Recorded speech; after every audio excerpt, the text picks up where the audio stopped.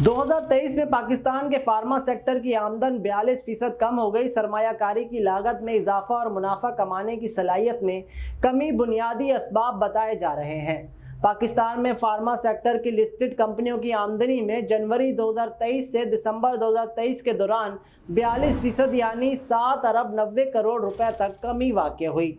Pharma sector के इदारों की आमदनी में गिरावट का बुनियादी सबब यह है कि एक तरफ फाइनेंस की लागत बढ़ गई है और दूसरी तरफ मुनाफा कमाने की गुंजाइश में कमी वाक़ई हुई है।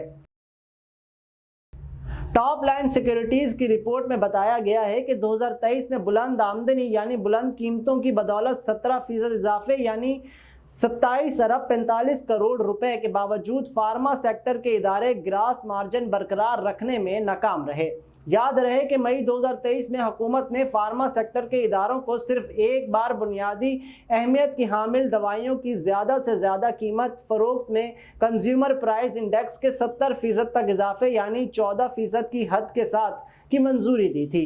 दीगर दवाओं के ज़्यादा से ज़्यादा कीमत फ़रोख्त कंज्यूमर प्राइस इंडेक्स के मुताबिक यानी 20% की हद के साथ बढ़ाने की मंजूरी दी गई थी। इसका मकसद रुपए की कदर में कमी के असरात ज़ायल करना था।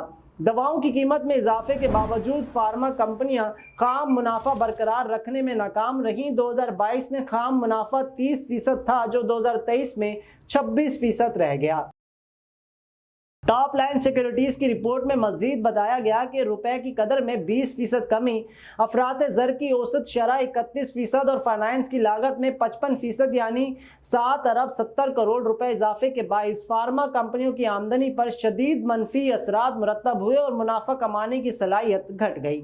सेल्स और इंतजामी अखराजात में बिलतरतीब 20 और 17% इजाफा हुआ। यह इजाफा अफरात ज़र की कैफियत के मुताबिक था।